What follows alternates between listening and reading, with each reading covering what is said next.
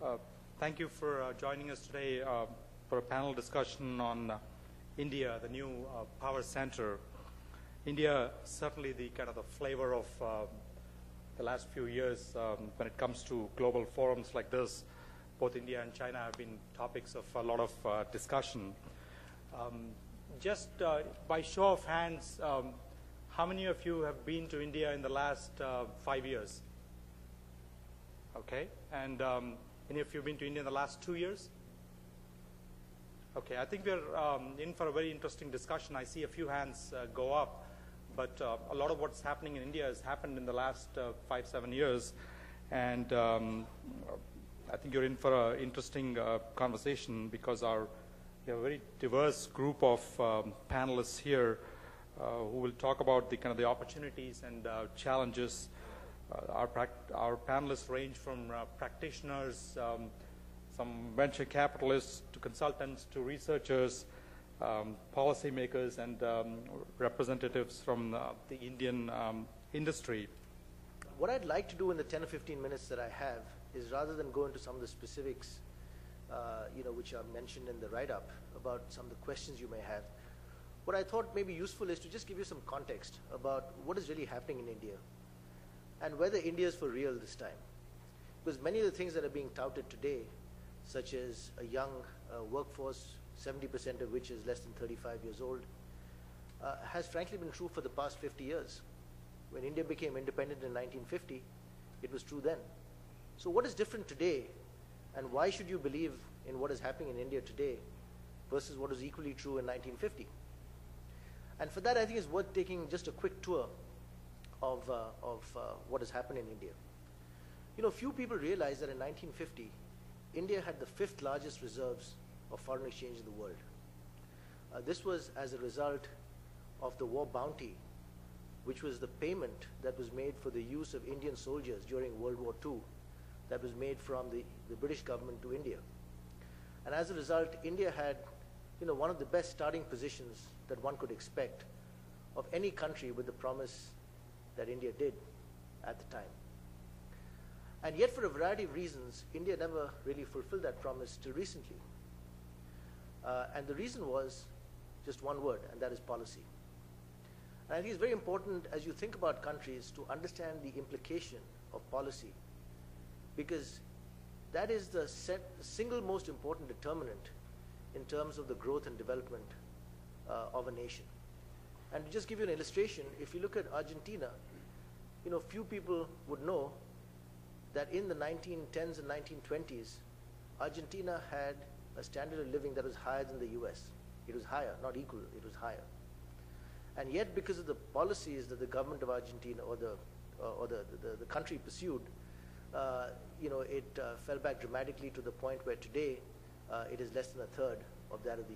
So much for the economic growth and FDI inflows. Right now, I want to talk about the challenges that we can face when we get into Indian market. If you let me tell you summary of the challenges, I can say it will take too long to materialize your project when you go into Indian market. That's the big problem.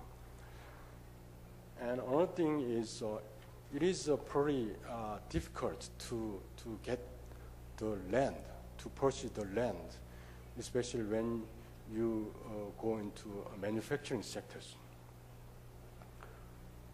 So World Bank published their survey result in each year, and their survey result is backing up my assertion.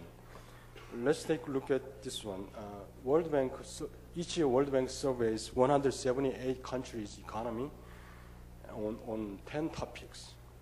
And this is Doing Business Survey 2008.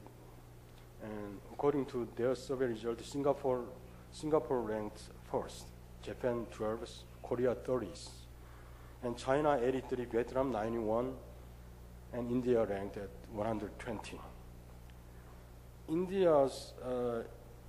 It seems to that India has a severe hurdle in 4 topics. One in dealing with the license, and paying taxes and enforcing contract and closing business.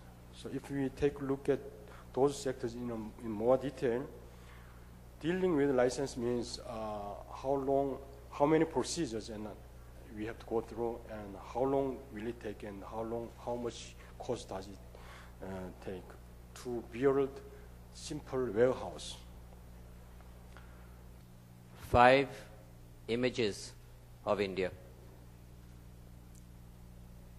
The first image. We have a country where 600 million people have been living in the rural areas.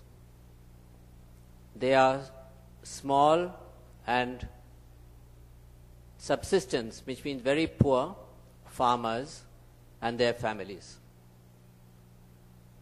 Now, thanks to technology,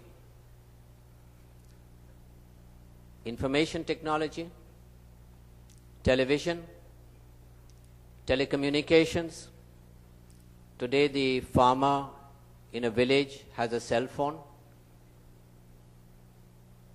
These 600 million people are being gradually drawn into the economy of India as people who earn, people who spend, people who save,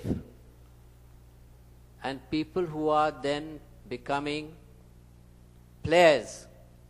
If I can use American term, they're becoming players in our society. These 600 million people will not come into the economy tomorrow morning. They will come, and they are coming because of our high growth rate, perhaps 30 million a year, 20 million, 40 million, it will vary from year to year.